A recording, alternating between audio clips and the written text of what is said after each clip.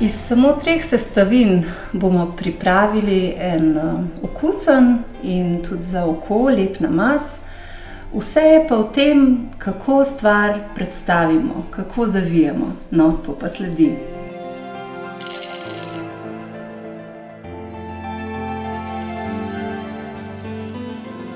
Pistacije so sesekljane, res je, da niso prav enakomerno, ampak s pomočjo aparata smo prihranili precej zamudnega dela.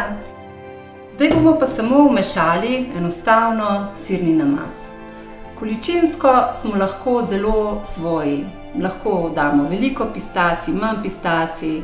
To je pač stvar našega okusa. Namaz lahko uporabimo takoj ali pa ga shranimo za kakšen dan v hladilnik.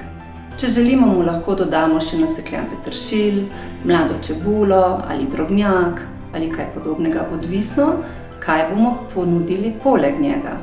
Sledi samo še to, da namaz postrežemo.